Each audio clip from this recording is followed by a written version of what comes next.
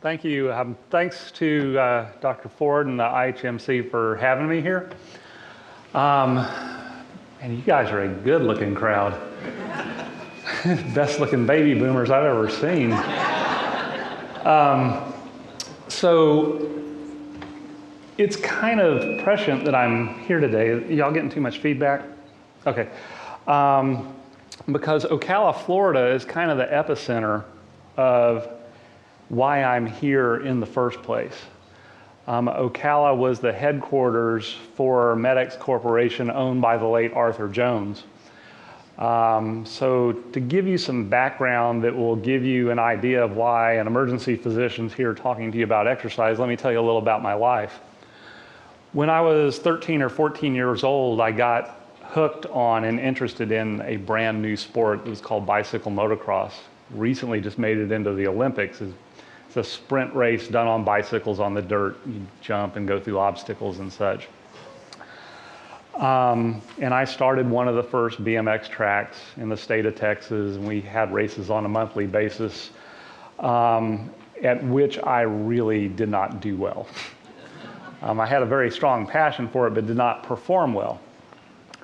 Around that time, my brother had taken a weightlifting course while he was in college, so there was this leftover Sears and Roebuck plastic over cement barbell set sitting in my parents' garage with this old manual that came with it. So I thought, I'm going to give this a shot. And in the course of 1 month, the performance change was the closest thing to a miracle that I've ever experienced in my life to date. The concept of physiologic headroom, an area under the curve, was born at that time, because there's nothing I've done in my life since that time that has generated as tangible a performance improvement as that did. And that was a kid in a garage with plastic weights done poorly. And it spoke to the enormous adaptive capability of skeletal muscle. So my performance got better. I stuck with the sport. One day I was out doing sprints, the high school track on my bike. There was this muscular guy, middle-aged, probably in his 50s, very impressive physical specimen. I thought, I'm going to go just talk to this guy. It's like, well, how do you do what you do? Turns out he had just opened a Nautilus gym, which is brand new in the 1970s. And he invited me to come over and train, and I did and loved it. I could tell just by the feel that this was something special. And obviously I could not afford a membership at this place, but I managed to barter with him janitorial services for a membership. And it was one weekend, I was in cleaning his office, and sitting on his desk was this yellow book, this pamphlet. And on the cover of it, in plain black print, it looked like a military technical manual. It said, Nautilus Training Principles, Bulletin 2, Arthur Jones. So I start flipping through it, and about that time he walks through the office and says, you can take that with you. I got several copies when I bought the equipment, so you can just take that. So it was the first book that I ever read cover to cover in one sitting in my life. And that book changed the course of my life. That book is why I became interested in science. It is why I went into medical school. It is why I did not choose orthopedics or physical medicine and rehabilitation, because I knew that what I would be taught in those fields ran counter to what Arthur was teaching. It's why I ended up in emergency medicine. It's why I stuck with this. It's why I wanted my own equipment for my own training that turned out to not fit in my house, which now fits into a 1,200 square foot place, which has been open since 1997, which gave me all the stuff to talk to you guys about. And here I am, and it all began here. And I think it's just a neat little segue. So what I want to talk about is why, wherever you are in your life, you should take up strength training and perform it over the course of your lifetime. It's never too late to start.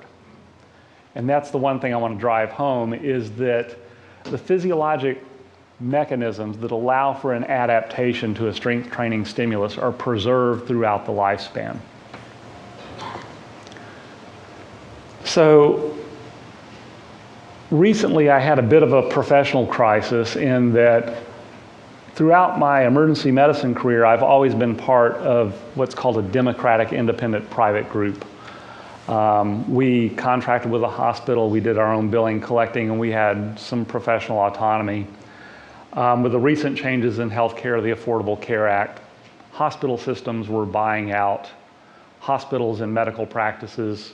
I was kind of forced to change the way I operated and become a hospital employee. There was some loss of autonomy, but also while all this had been transpiring, medicine had changed, particularly emergency medicine, because it is very difficult for me to articulate to you just how sick the populace is. And emergency medicine that used to be very much a crisis intervention during acute illness or injury became a matter of dealing with exacerbation of chronic illnesses and pulling people back from the brink over and over and over again. And this brinksmanship got me to realize that this other activity I have in my life, you go into emergency medicine thinking you're going to be this lifesaver guy, but where I'm really saving lives is in my gym. Where you really make a difference is by keeping people from entering into that cascade of events that invokes this medical brinksmanship at the end of the road. And that was probably my more valuable in terms of service to humanity activity of the two things that I do. So there are these two sides of my professional life. There is me trying to save people from themselves very late in the game.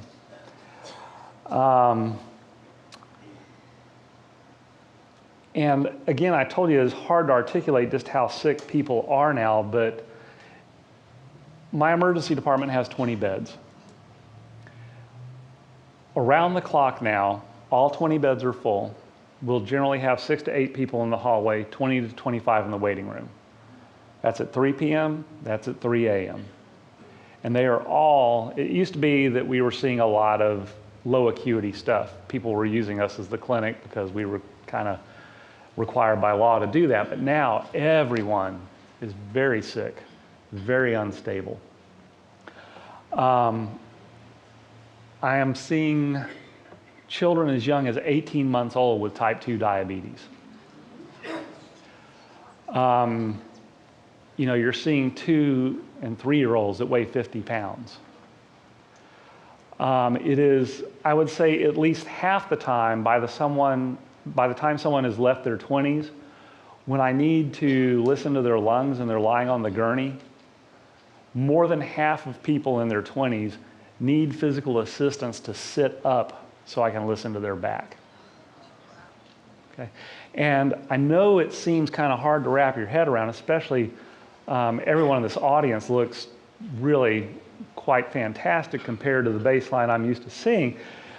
But, you know, take a trip to Walmart someday and you'll see what I'm talking about.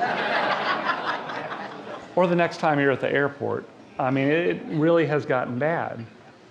And I've really come to embrace the idea that I want to make my life's focus more on making sure that that doesn't happen, to try to reel that whole process back in.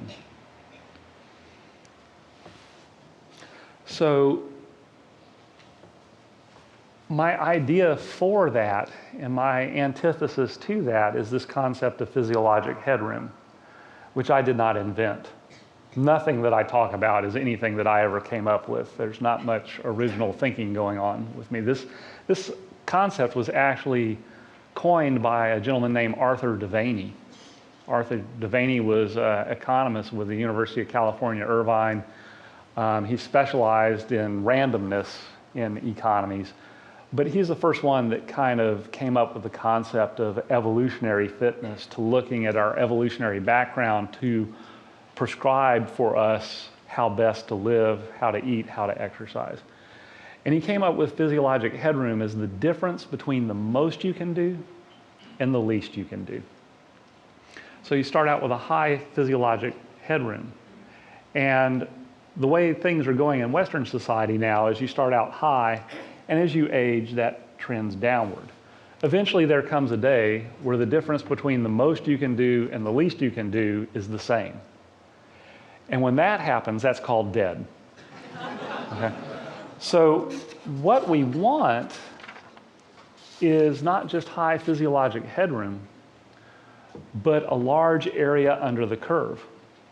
So if we take the average state of affairs that I'm seeing in the ER, you're seeing people that start out pretty high, and then through childhood, by the time they hit adolescence, they're already starting to decline. By the time they're in the mid-20s, it becomes precipitous, and then it trails off, whereas later in life, you're becoming walker-bound, cane-bound, then you're institutionalized, you're transitioning from living in a retirement community to assisted care, to nursing home, to memory care, to pine box. And that's kind of become our understanding of the natural progression of aging. It's the way it should be, that over time we should have some sort of decline. But that's not biologically normal. What's happening in our society is we are conflating common with normal. And what's common in our society is certainly not normal. So when we think about this thing that I'm talking about, we got to ask ourselves, how old would you be if you didn't know how old you was? So this picture is of a gentleman named Satchel Paige. Is anyone familiar with Satchel? Yeah, all the men raise their hands. So he was a Negro League player from about 1926 to 1950. And he is the oldest Major League rookie in the history of Major League Baseball, entering at age 42 in 1948 for the Cleveland Indians. And he was considered the greatest pitcher of all time. And for the vast majority of career, he had one pitch, and that was a fastball. And it was the fastest fastball anyone had ever seen. They said that when the ball came over the plate, it was the size of a marble. To give you an idea of what kind of pitcher he was, he would have his infielders and outfielders sit down while he struck out the opposing team. He was the first Negro League player to pitch in the World Series and the first Negro League player inducted into the Major League Hall of Fame. And on September 25th of 1965, he pitched 3 innings for the Kansas City Athletics at age 59, gave up no hits save for one double hit by Carl Yastrzemski. So this guy knew a thing or two about physiologic headroom and area under the curve. And he kind of highlights for us that there's something going on in human biology. Physical activity, hard, demanding physical activity is a stimulus that acts upon the body, which will make an adaptive mechanism regardless of your age. And with that, we come to realize this is normal. We view it as outstanding and a freakish accomplishment. But this is what's normal. What is common is not normal. This gentleman is Clarence Bass. And in this picture, he is 75 years old. He has been a weight trainer since he was about 13 years old. And we look at that and we say, that's a statistical freak, that's an outlier, and he must exercise from dusk till dawn every day. The truth of the matter is he performs high-intensity exercise. He does 1 high-intensity strength session per week, lasting about 30 to 40 minutes, and he does another high-intensity interval aerobic type protocol per week, and follows a very natural whole foods diet, and that's it. So when we look at modern hunter-gatherers, if you look across the board, they live to about age 72. But that average age includes in the average infant mortality and death from disease and injury. So if you take those two things out of the equation, it's not abnormal to live into your 80s and 90s. And they have high physiologic headroom into extreme old age, and they have a large area under the curve. And this, if you know what to do, is your birthright. And this does seem extreme and unusual, but here is a modern Aboriginal hunter-gatherer of same age. So absent the dietary signal distortions and the oddities of our modern Western lifestyle, this is the way our physiology naturally and normally tracks as we age. And that's the way it should be and could be. And I want to talk about how maybe we can make that happen.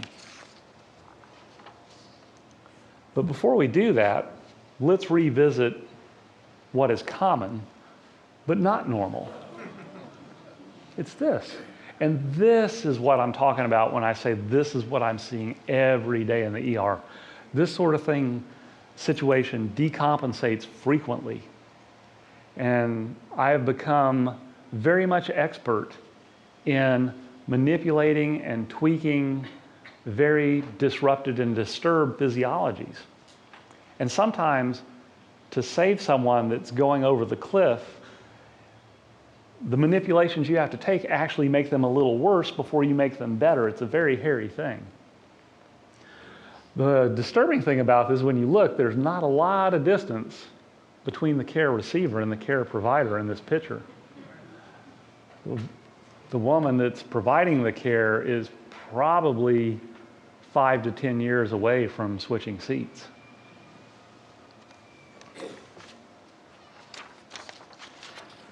So when we look at aging and the diseases of modern civilization, as we kind of explore it, what we find is that all of them seem to be related to muscle loss that occurs with improper aging. And that's been coined sarcopenia. Sarco meaning muscle, penia meaning diminution of or loss of. And what we're finding is that all of the diseases that we don't desire seem to track along with muscle loss. And reversal or improvement in those disease states are preceded by restoration of muscle mass and strength. So for some reason, and this has always been intuitive to anyone that's been a workout geek, is for some reason, muscle seems to be the key. And it goes beyond just simply the fact that muscle produces movement and can become stronger. So when we look on the American Council of Aging, what they have identified as 10 biomarkers of health, here they are. So you got muscle mass and strength, and I kind of group those two together because they are in some way interchangeable. Then there's bone density, body composition, meaning what your percentage body fat versus lean mass is, blood lipids, you know, all the stuff that your doctor makes you go get so he can put you on statins. Hemodynamics, so that's basically your blood pressure and your cardiac function. Glucose control. Aerobic capacity, which is basically your ability to do low level of exercise intensity. Gene expression, how your genes express themselves can change based on environmental triggers and brain factors. And what we'll do is we'll kind of hit each one of these individually as we go through the talk here. So first is muscle mass and strength. Like I said, we knew that everything seemed to track along with muscle. And strength in and of itself is important because it is independently associated with functional ability and balance. So as we get into old age and people become fall prone, and just this year, falls have become the #1 cause of traumatic death in people over the age of 65. And just this year, I attended a journal club with my trauma colleagues. where Rick Miller, who's the chief of trauma at Vanderbilt, came to talk to us and announced that the number one condition that is occupying the trauma services at level 1 trauma centers is now elderly falls. Elderly falls exceed motor vehicle trauma, knife and gun club, and other traumatic causes for injury. All of those others combined are exceeded by elderly falls now. So, most people think the elderly fall because they're getting arthritic and stiff and things are a little creaky and then you fall. But the real truth of the matter is that your most powerful muscle fibers, they're called type 2 fibers, are the ones that produce a lot of force suddenly when necessary. And those are the fibers that are most prone to atrophy and go away with disuse. So what happens is if I'm standing in a perfectly straight up and down, lined up with gravity posture, I'm good. You take this long lever and lean it forward a little bit, it's completely unconscious to anyone that's young and functional and doing well, but those type 2 fibers kick in, contract hard, and right you.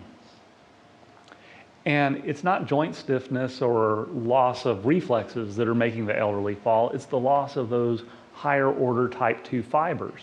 So when you lose centering on gravity and take the long lever of your body, you don't have the power to bring it back to upright. So strength is important in and of itself. But more importantly, what we're finding out, and this has just been in the past few years, largely through a researcher by the name of Sarah Peterson over in Europe, that skeletal muscle turns out to be our largest and most active endocrine and immunologic organ in our body.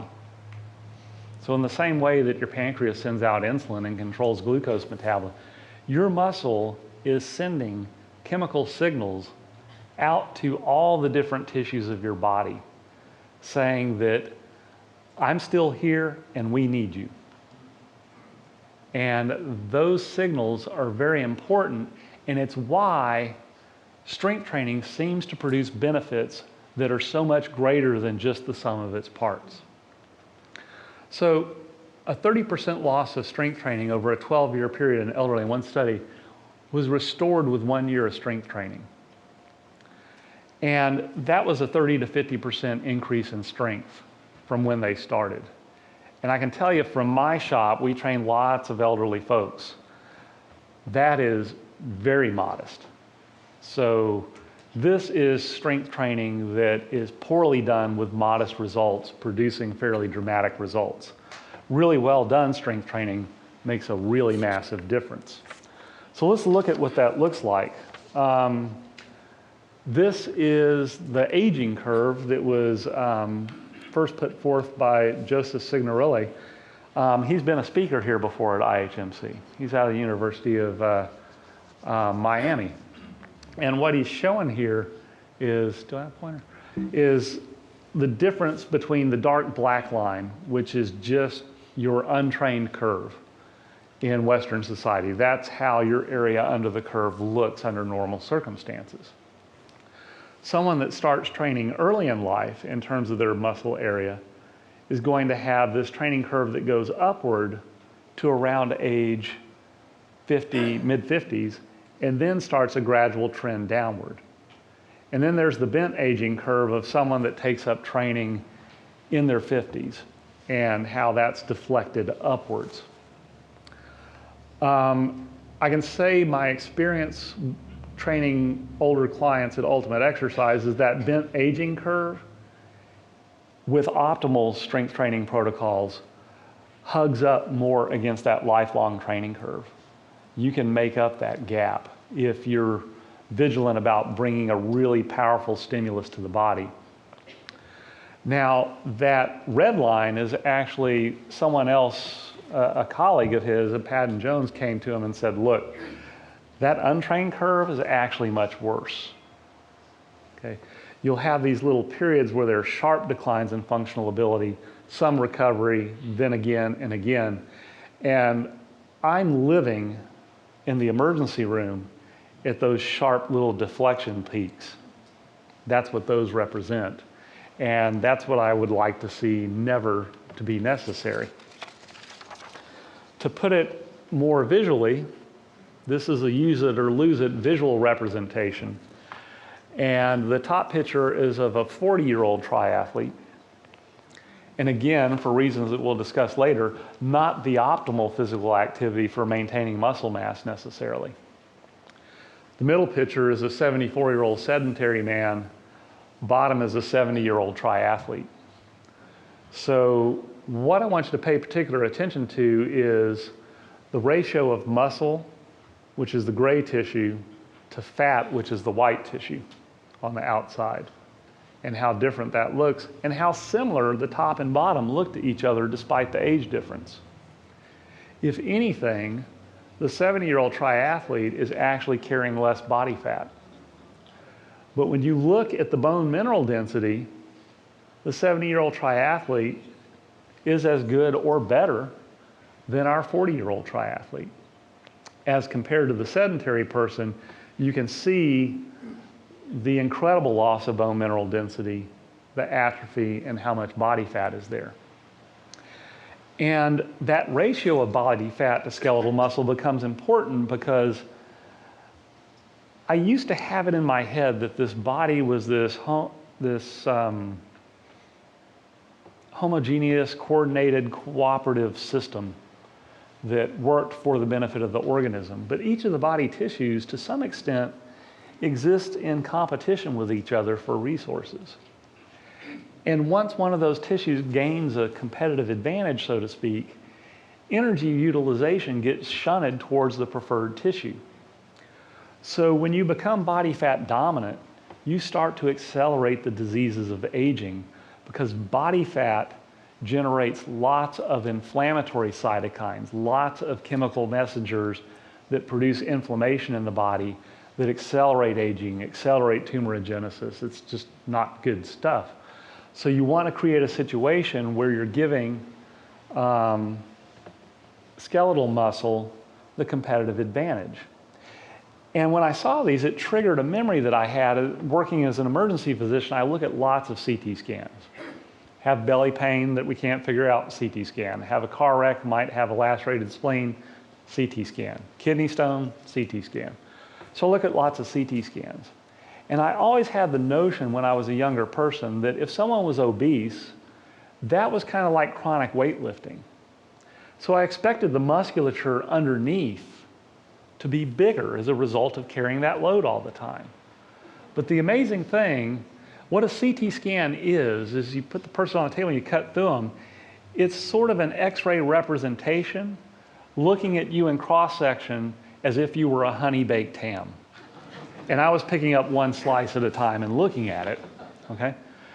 And what I've noticed is in the morbidly obese, the skeletal musculature is incredibly atrophied, particularly the external oblique muscles here on the side. You'll see people that come in with this phantom flank pain that no one can figure out. It's not a kidney infection, it's not a kidney stone, we don't know. But if you look, the external oblique muscle is paper thin. And because of the intra-abdominal fat, it's stretched to the point of bursting where it attaches on the hip bone, on the iliac crest. And it's just very counterintuitive until I understand the relationship between myokines and inflammatory cytokines that we're going to discuss here. So we showed triathletes, but the response to strength exercise is even more dramatic. This is a representation of a 92-year-old male subject after 12 weeks of resistance training confined only to his leg musculature, leg extensions and leg curls, with what I perceive as an expert in delivering the stimulus is a fairly poorly delivered stimulus. But what you see is a dramatic increase in muscle mass and improvement in bone mineral density just in 12 weeks. That's 3 months, and that's a big reversal of skeletal muscle mass loss. So if we move on to bone density, the exercise protocol that I use in my facility had its birth right in this region. So in the early 1980s, Arthur Jones and Nautilus wanted to do research on strength training and how it would benefit women with osteoporosis. So they partnered with the University of Florida, Gainesville. They set up a strength training research project. And they sought to deliver high-intensity strength training to women with advanced osteoporosis, but they had to come up with a protocol to protect them against force because they were frail and fragile, didn't want to injure them. So they had this idea of, well, we're going to lift the weight really slow so we control acceleration, remembering that force is mass times acceleration. So we keep the forces low enough to be safe. And what they saw was a rate of strength improvement that was greater than they expected. They thought, well, maybe it's just because they're making up for lost ground. So they tested it in younger populations, found that the rate of improvement was also better there. And it turns out because the slow movement protocol actually kept them under continuous load of the weight and invoked a rapid and deep level of fatigue very quickly. And that seemed to be the stimulus. But I'm kind of getting ahead of myself because the thing that's amazing to me is all the way back in the early 1980s, Arthur Jones knew intuitively that there was something about strength training beyond the mechanical stressor and loading of the bone that was producing these results. He intuitively knew it. And it used to be thought that it was due to mechanical load and stress, but now we know that it's largely due to myokine signaling, largely through one called interleukin 15. So hardworking skeletal muscle sends out this hormonal signal to the bones like, hey, we're strong and we're attached to you, so we need you to be strong too. And that seems to be the signal. The cool thing is this is completely separate from the loading aspect of the equation. You can take interleukin 15 in vitro and bone mineral density will increase irrespective of any loading. So the chemical signal in and of itself seems to be important. So next we'll go and we'll talk about the body composition. So it's become quite the meme lately to say it's not just calories in and calories out, but that is very true because like we discussed before, your body tissues are in competition with each other for nutrients. And myokines released from skeletal muscle doing hard, intense work offer the home field advantage towards lean muscle. When you load muscle aggressively, when it's rapidly fatigued, and you produce a momentary weakening of that muscle, that biological signal says, we are the priority. Nutrient needs to flow towards us, not towards body fat. And it again is interleukin 15 that seems to be leveraging this battle, but there's other things going on there. There's the earliest myokine ever discovered was one called interleukin 6. Interleukin 6 was a big player in inflammation and cancer. It was thought to be a bad boy. And during intense exercise, it was found to go up in a spike almost 100-fold. And everyone that looked at it was like, oh, this can't be good. You know, better back off and take it easy. But as more research was done, what we found out was that big spike was actually a good thing because the receptors for IL-6 became much more sensitive. So over time, your circulating level of that hormone went down. So the net benefit over time was a decreased level of inflammation. But they also, that myokine also increased fatty acid uptake from your fat cells and metabolism. It increased glucose uptake through something called a GLUT4 receptor and glucose utilization within the cell. And that therefore activated insulin signaling similar to what the hormone leptin does, and by that virtue also decreased inflammation. Interleukin 15 is involved in signaling your existing fat cells. It triggers a chemical called uncoupling protein to convert your white fat, which is purely almost an energy storing depot, and generator of inflammatory cytokines, into brown fat, which basically takes the mitochondria, the little powerhouse of your cell, and pulls the generator plug on it, so all the energy that's produced through the mitochondria is now thrown off as heat. And that is permissive towards burning off more of your body fat and for a more ideal body composition. So the contribution of these hormones released by muscular activity enhances your body composition. So next up is your blood lipids. This is huge in medicine, but really the numbers that they talk about, or that you normally get at your doctor's office, are very loosely associated with cardiac disease, because they kind of just measure total cholesterol, they'll measure your HDL cholesterol, they'll subtract your HDL from your LDL, and then infer things about it. And it may be relatively meaningless. What's more meaningful is the particular particle type of LDL you have, certain genetic factors like your ApoE type. But strength training is known to raise HDL and lower LDL. But that's not the real issue when it comes to cardiovascular disease. The more important issue is the way in which it opposes inflammatory myokines and controls insulin sensitivity and serum insulin levels. And that's very protective against cardiovascular disease. Next up is hemodynamics. And this is where strength training really shines over aerobic or steady state activity, even though the latter has kind of really become the darling of cardiovascular improvements, to the extent that we don't even say aerobic exercise, we say cardio. But that's not even true. Starling's law of the heart is a physiologic law that basically describes how the heart functions. And probably the simplest way that I can put the point across is that your heart is like your septic system. It's like a sump pump. It works if the volume dumped on the input side equals the volume on the output side.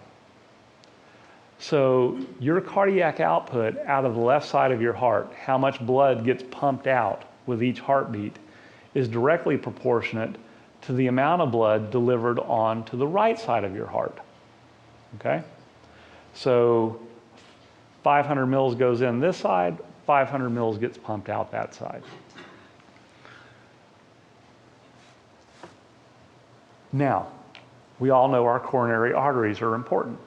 Coronary arteries come off the base of your aorta, they go out to your heart muscle, and they supply blood flow to the working heart muscle.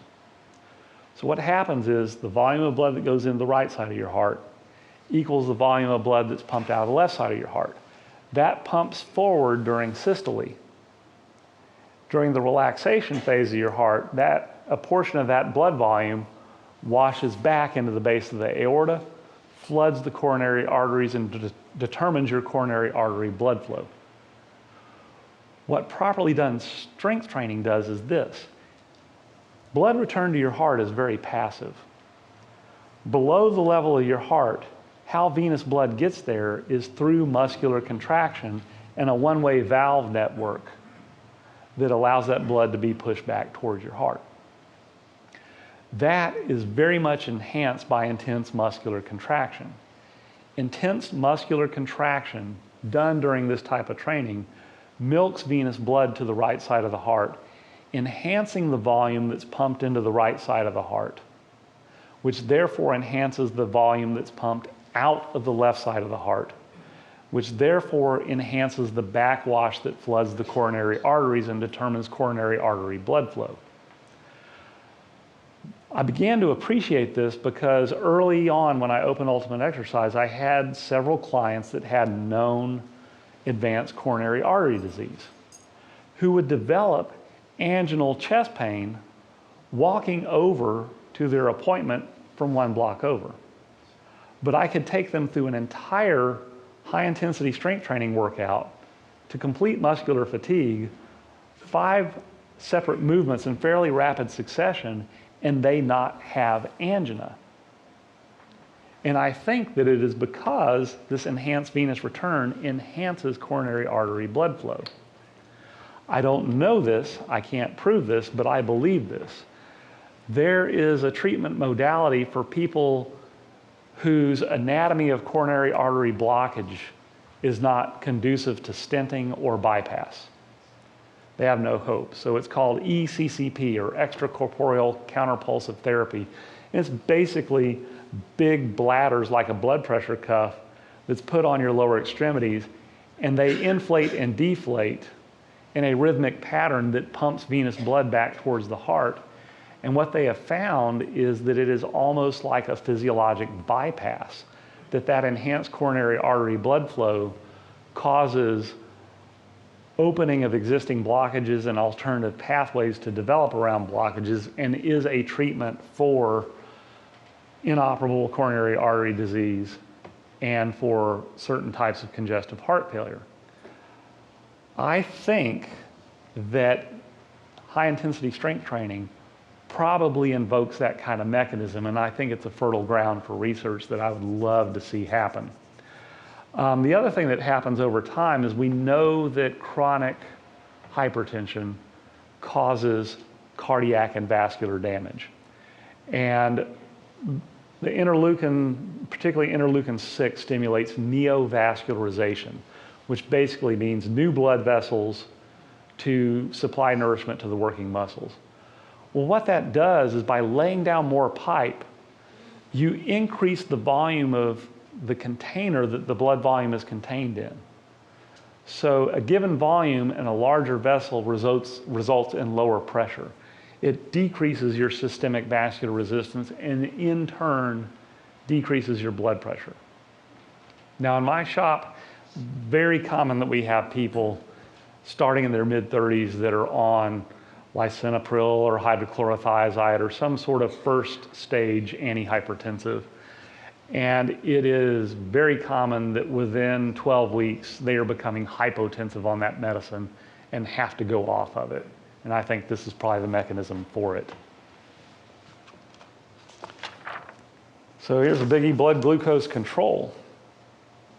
So outside of the myokine aspect of things, the one thing we got to know about our skeletal muscle is it is the biggest glucose reservoir in our body. And we tap into that. Glucose stored in the muscle is for on-site usage during emergencies. Glucose stored in your liver is to keep your blood sugar normalized. So when you do high intensity strength training, you are cleaving off glycogen, glucose molecules, through something called an amplification cascade. That means the adrenaline molecule comes in, binds into one cofactor, which binds 1,000. Those 1,000 bind 1,000, and those 1,000 bind 1,000. So the effect of one molecule of adrenaline amplifies the effect of cleaving off glucose molecules off glycogen exponentially. When you do that, you empty that, that has to be replaced. That demands an improved insulin sensitivity, improved glucose transport into the working cell, and it invokes the antithesis of the metabolic syndrome that occurs when we eat a bad diet and become sedentary. And this is completely outside the myokine effects that we've discussed previously. So aerobic capacity. This is not cardio, okay? Cardio became a term because in the early days of exercise physiology, the only measurement tool we had was VO2 max, which is a tight-fitting mask with some hose that measure your oxygen utilization while exercising. So you were kind of forced to use a certain modality of exercise because it was the only measuring instrument you had. And it showed health benefits, and those health benefits got attached, and aerobics became cardio. But what we're finding out is that the aerobic subsegment of metabolism gets its substrate from the anaerobic metabolism, okay? I'm gonna hop down here just to give you an idea of what I'm talking about. So anaerobic metabolism occurs in the liquid portion of the cell. It's very ancient. So when You know, the slime first started forming in the early days of Earth. You had single-celled organisms that were just cytoplasm. They took glucose, they metabolized it through this primitive pathway called glycolysis, the end product of which was a chemical called pyruvate, and that was their waste product. Well, during evolution, little protobacteria came to being. And those protobacteria infected these cells, but conveniently, these protobacteria, their food was pyruvate. They could take pyruvate, and in the presence of oxygen, which was then becoming present in Earth's environment, they could metabolize that pyruvate into energy. Well, those things over time got permanently incorporated as organelles within the cells that we call mitochondria. But the thing is, this is where aerobic metabolism happens. But aerobic metabolism cannot happen without anaerobic metabolism delivering its substrate. And here's the catch. Anaerobic metabolism can deliver to the mitochondria pyruvate at a rate faster than which it can handle it. So really the only way that you can maximally improve aerobic capacity is by doing hard exercise that invokes anaerobic work that delivers that substrate as fast as it can handle it. When you get to that point, pyruvate can no longer go into the mitochondria. Another enzyme called lactate dehydrogenase acts upon it, converts the pyruvate into lactic acid, which everyone thinks is like, ooh, that's a bad thing, that's lactic acid burn, you get fatigued, you wear down. But a properly conditioned individual, and especially a properly conditioned individual that is on a diet that allows them to make abundant ketones, can take what everyone else perceives as a chemical that's causing them to flame out and use it as rocket fuel. There's a biochemical pathway called the Cori cycle that can take that lactate, take it back to the liver, turn it into glucose that's available on a more slow burn type basis, and kind of act like almost an afterburner kicking in for the appropriately conditioned athlete. So in this way, strength training gets at aerobic capacity in what we now feel is a very non-traditional means. Gene expression. This is a biggie for me. A few years ago, I kind of dig through PubMed in the literature all the time, looking for something of interest, and I hate it. It's torture. You got to kiss a lot of frogs to meet a prince.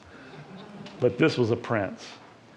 I think it was 2007, Dr. Simon Milov, he's out of University of Southern California, I think, at the Buck Institute for Research on Aging, published an article, and the title of it was Resistance Exercise Reverses Aging in Skeletal Muscle Tissue.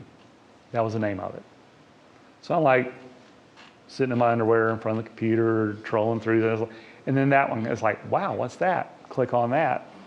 It was in the PLOS ONE journal, which is an online open access peer-reviewed journal.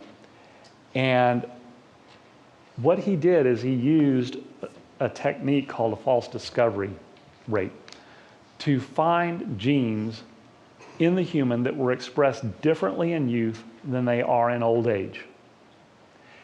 And he found close to 200 genes that were differently expressed. And then he took elderly people and put them through a strength training program over a course, I think it was 12 weeks, that resulted in a 50% strength increase.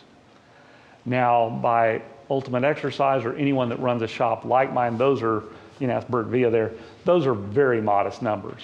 We're used to seeing 200, 300% strength increases.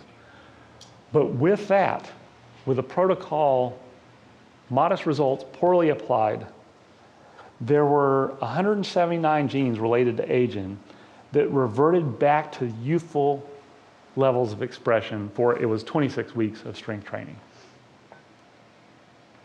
And I thought, this is it.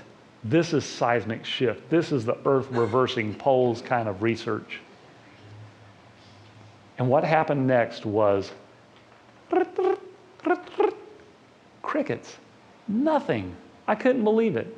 Our oldest literature in human history is the story of Gilgamesh, which is about finding the fountain of youth.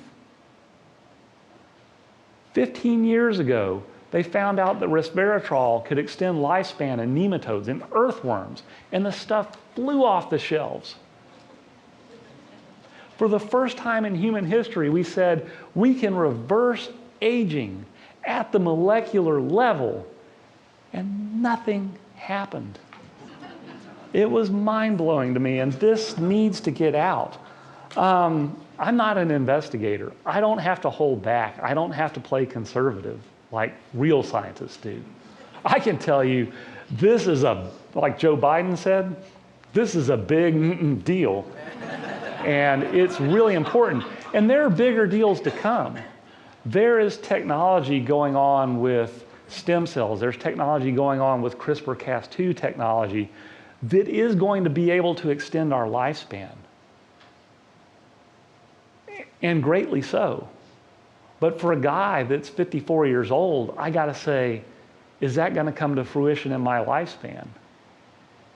And for most of the people in the audience, you gotta wonder the same thing, but I'm here to tell you, if anything is gonna bridge the gap, this is it. This is what bides your time until that happens. And with places like this institute, those sort of discoveries will be made. They will come to fruition. You want to be here when it happens. Lastly, brain factors. So there's one of the myokines is brain-derived neurotrophic factor, or the memory myokine. Like love, you don't really appreciate it until it's gone. And it is low in Alzheimer's, depression, obesity, and it's an independent marker of predicting mortality. This starts going up, you're going to be dead soon. It's increased in skeletal muscle with exercise. It's good in aerobics. It's even a stronger effect in strength training. It may be understood the mechanism whereby that has effects on the brain. If it is, or if that's been figured out, I'm not aware of it. I know that there was some criticism that BDNF in the muscle was working in a paracontraction or on a localized basis within the muscle, wasn't getting up and crossing the blood-brain barrier. But my suspicion is that, yes, it's local in the muscle, but it's acting through some sort of intermediary that does cross the blood-brain barrier and affects BDNF levels within the brain. But it certainly sounds like a good thing to me. So we've covered all these 10 different factors that affect aging. Strength training addresses all of them. And the cool thing is, when you apply the protocol, if anyone's ever done this kind of strength training, in simplest terms, it's lifting and lowering weight in a controlled fashion. You start the lifting with a slow, gradual upload, and then you just try hard. You lift and lower it, and you make sure that the muscle's under continuous load.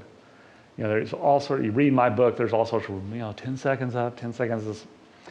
That doesn't matter. What matters is that you are putting yourself under load in a challenging way and lifting slowly and smoothly with the intent of not making something heavy go up and down for as long as possible, but with the intent of using that heavy thing to invoke a deep level of fatigue quickly. When you do that, it is an intense and unpleasant experience, but the cool thing is, by necessity, it's time efficient, because you can't stand more than 15 minutes of this. The other way it's time efficient is, once you invoke the stimulus on the body, you're asking the body to make an adaptation whereby you are synthesizing new tissue de novo, and all of the metabolic substrate and other body tissues that support it. As a consequence, that takes time. Most people have it in their head that exercise directly produces changes in their body. The ab roller will firm and tighten your abs. It's not that way. Exercise is a stimulus perceived by your body as a negative threat of weakening your muscle from a starting state to a significant percentage weaker, 40 or 50% weaker than you were 90 seconds ago. To your muscle, that's a big deal. And the adaptation is, next time I'm going to be stronger. But the cool thing is, that adaptation takes time. And if you bring the stimulus back before that adaptation is complete, you'll interrupt it. So 15 minutes is a necessity, twice a week, once a week, depending on the person, is a necessity. So when we go back to Clarence Bass, the 75-year-old gentleman I showed you the picture of, you think, oh, this is a Jack LaLanne type. He wakes up, he works all day, works out all day, 7 days a week. No, that's not even required. Actually, the opposite of that is required. If you do this, that's what's required. And done over the lifetime, that expands the area under the curve. Done long enough for other technologies to kick in, that area under the curve can become unprecedented. And that's what I'm hoping for in all this. And I thank you guys for your attention, and I will take questions.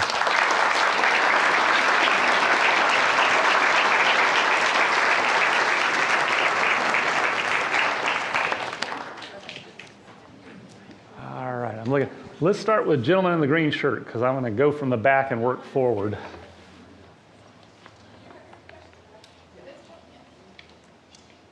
Hi, my name is Jim. So if I can define your working out technique, if you were doing leg raises for several exercise sessions, up and down, that burn you get, is that the fatigue you're talking about? Yes and no. The burn is part of it. You will experience it is just an exertional discomfort. Depending on the muscle group, sometimes it's a burn, sometimes it's an ache. Sometimes it's nothing more than a sense that this is just falling apart. And the window between the weight I selected and how strong I am is closing, and I'm getting panicky. It's just like, this is not good, kind of. So it's different. The muscles on the front of your thigh, the lateral cutaneous nerve that comes off your femoral nerve, very sensitive. And you'll get that intense quadricep burn when you're doing leg extensions. That experience is different in a different muscle. It may feel much more blunt than that. But the important thing is you're going to a point where you're closing the window between your capability and the weight you picked. And the closer you get to that, the more meaningful the stimulus is. And it doesn't, this is the cool thing, is that the stimulus is simple. Because muscle is complex. It's the most highly evolved adaptive tissue in the universe. So if you just get in the ballpark, good things will happen. And you don't necessarily, I would tell people if I could have one wish for the whole world, it's like everyone go down to Academy Sports, get a barbell set and drag it into your garage and just get started. Because it's nothing short of a miracle. And the stimulus does not have to be perfect to have profound adaptations, because the muscle, there's so much complexity there and there's so much plasticity, it's very adaptive. So, yes, sir. White t-shirt, and then there was gray shirt over here, is that right? Yep, okay. Two quick questions. You mentioned your book. What is the title of that book, sir? The exercise book is Body by Science. Body by Science? Yep. It's myself, Doug McGuff, that's like the crime dog without the R, and John Little is my co-author. Okay. Amazon, Books A Million, whatever, they all have. It's all on there. And for people of our ages, do you recommend free weight training or Nautilus type training? Yes. No, I recommend, depending on your circumstance, whatever gets you started. That's the most important thing.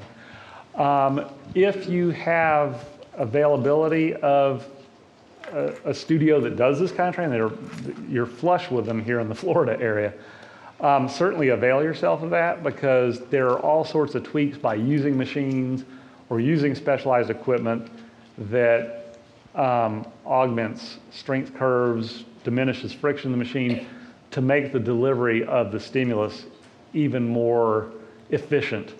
But that's just tweaking around the margins. The more important thing is just get started. And is your workshop in Greenville? It is in Seneca, South Carolina. It's about 40 minutes outside of Greenville. Yeah, I hope to have a shop in Greenville, but the ER keeps getting in the way of that. So. I play senior softball up in Franklin, North Carolina, and Seneca, some of the teams we play. Well, someday when you pass through, give us a call and we'll... Thank you. We have time for one more question. Okay, it was the man in the gray shirt, and I think was it the blue shirt that? Okay, yeah, let's do two. I don't want to leave one out because. I get the part about anything is better than nothing. I've lifted a lot of free weights in my life. I've done a lot of machines in my life, but I have absolutely, positively no earthly idea what you're talking about as the best form of exercise to stimulate the responses that you're talking about. And I was wondering if you could give us a concrete example. Hard to do here on the stage. I would tell you the easiest way to get a visual representation that will drive it home to you is just Google my name and all sorts of YouTube videos of me going through a workout. Usually I give a lecture to a place that does this kind of stuff, and usually the owner of one of these facilities just decides to cream me for YouTube. And so there's lots of YouTube videos describing the protocol, but if you could imagine getting on the chest press or bench press machine at your local gym. It's a selectorized weight plate kind of deal. So you pick a weight that's meaningful. It feels not easy, but not overwhelmingly hard, somewhere in the middle. And what I want you to do is when you go to start, don't just boom, pop the weight up and start. Instead, what I want you to do is very gradually start pushing so that you're just compressing the soft tissue in your hands. And then gradually advance until you're producing enough force to just crack the weight stack and start it moving. Take 3 seconds to move that first inch. After that, just push hard without any regard for speed. Get to the top. As soon as you get to the top, make a smooth turnaround, come back down to the bottom.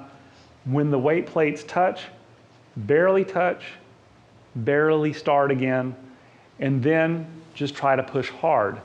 By the time you're on your third repetition, you can push as hard as you possibly can and try to go fast, and the movement will complete somewhere between 5 and 7 seconds.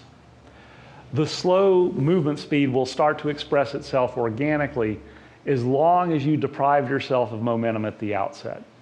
You just keep doing that up and down until this is your strength when you started, this is the weight you selected. Let's say you were 150 pounds strong, you selected 100 pounds of weight. You lift and lower, and the window between your strength and the weight closes. Right in here, instinctually, you feel panic. You want to get away, you want to stop, you want to drop it. But if you keep trying and pretending like the weight's still moving like it was previously, you'll reach a point where your force output is now equal to or less than the selected weight. And you're pushing as hard and as fast as you can to produce movement, but now no movement is occurring. And that's driving your fatigue level through the floor. And that's what it's like. And then you're done, you get up, you move to the next machine, you repeat on that movement. And the next one, and you select anywhere between 3 and 8 movements that will cover the entire musculature of your body and move along through that quickly. Now, over time, as you get into this, you'll find protocol variations, different ways to slice and dice the workout. You can go down a whole rabbit hole of how to tweak it, but as a starting point, that's kind of how it goes. And our last question. Yes. Oh, this is quick. Why did you say that orthopedists are contrary to the Nautilus? Now, I see a lot of orthopedists at my age, mostly from exercise-related injuries. Yeah. It was a quick question and maybe a comment I should not have made because it's got a really long answer. But a lot of what orthopedists have taken as appropriate means of strengthening and rehabilitation are things that Arthur Jones thought from just a basic reasoning level were just nonsense. And I had a lot of Arthur Jones philosophy already deeply ingrained in my head, and I knew to get along in that specialty training, I would not get along. So I just elected to steer clear of that specialty field because I knew that their ideas of how to invoke muscular strengthening and rehabilitation were counter to what I was learning. And I just decided not to throw myself into the middle of a conflict. So let's thank our speaker for the evening. Thank you very much. Thank you guys.